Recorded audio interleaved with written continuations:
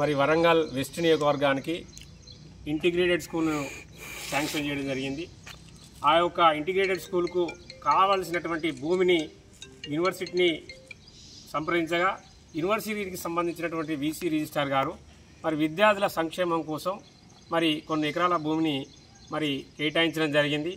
ఆ కేటాయించినటువంటి భూమికి మరి మా విద్యార్థుల సంఘాల అన్ని పక్షాల తరపున కూడా మరి వీసీ గారికి రిజిస్ట్రార్ గారికి మేమందరం కూడా ప్రత్యేకమైనటువంటి ధన్యవాదాలు తెలియజేస్తూ ఉన్నాం.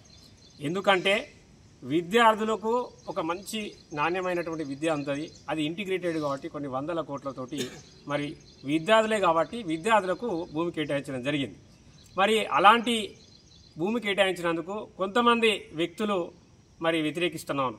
ఎందుకంటే మరి మనం కూడా విద్యార్థులమే, మరి వచ్చేటువంటి స్కూలు కూడా విద్యార్థులకే చెందుతుంది. ఒక విద్యార్థులం అయ్యండి వచ్చేటువంటి చిన్న తరగతి అంటే ఒక స్టార్టింగ్ నుండి అంటే ఫస్ట్ క్లాస్ నుండి 10th క్లాస్ నుండి విద్యార్థులమే శత్రువులమవుతామా? మరి మిగతా సంబంధించినటువంటి ఆర్మీకి 5 ఎకరాలకి భూమి కేటాయించిను. అప్పుడు ఏ విద్యార్థి సంఘం ప్రశ్నించినట్టు దాకా లేదు. అది దాన్ని మనం కాపాడుకోలేని పరిస్థితి లేదు. మరి రేడియో స్టేషన్ ఉన్నది, సబ్ స్టేషన్ ఉన్నది, వివిధ రంగాలు వేరే వాళ్ళ భూమి కేటాయిస్తే ఎప్పుడు మాట్లాడినటువంటి ఎప్పుడు కూడా ప్రశ్నించినటువంటి సందర్భం మనకు లేదు.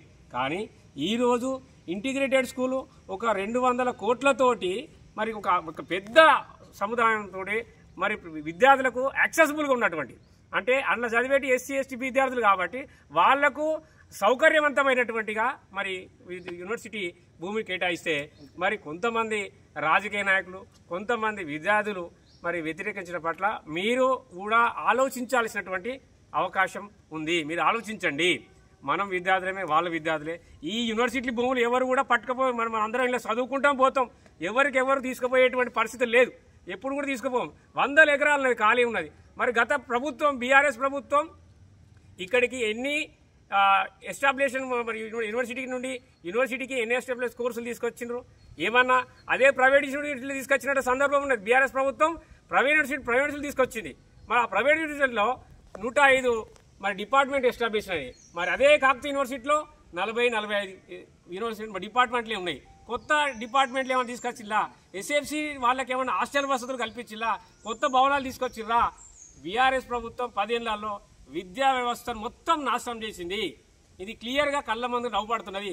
ఎగ్జాంపుల్ 2 సంవత్సరాలుగా 3 సంవత్సరాలుగా ఫీజు రియంబర్స్మెంట్ ఏ విద్యార్థికి ఈయనటి పరిస్థితుల్లో ఈరోజు ఈ ఫార్మసీ పీజీ మరి డిగ్రీ పిల్లలు అందరూ కూడా రోడ్లెక్కి మేనేజ్మెంట్లు మేము నడపమని అని చెప్పేసి రోడ్లెక్కి మేము బంధం చేస్తున్న పరిస్థితి మన కళ్ళ ముందు కనబడుతుంది. కాబట్టి మరి మిగతా విద్యార్థి నాయకులు కావచ్చు, మిగతా రాజకీయ పార్టీలు కావచ్చు, మీరందరూ కూడా ఆలోచన చేసి ఏమైనా విద్యార్థులకు మనం ఏ విద్యార్థి నాయకులుగా మనం విద్యార్థులకు వచ్చినటువంటి శాంక్షన్ చేసినటువంటి భూమిని మనం సమర్థించాల్సింది పోయి వ్యతిరేకిస్తున్నారంటే దాన్ని మీరు ఏ విధంగా ఆలోచించుకుంటారో ఆలోచించుకోవాల్సిన అవసరం ఉంది. కాబట్టి మేమందరం కూడా మరి వీసీ గారికి రిజిస్ట్రార్ గారికి మేము మద్దతుగా ఉంటాం, మద్దతు తెలియజేస్తా ఉన్నాం, సంపూర్ణ మద్దతు తెలియజేసుకుంటూ మేము వారికి అండగా ఉంటామని చెప్పేసి తెలియజేస్తా ఉన్నాం.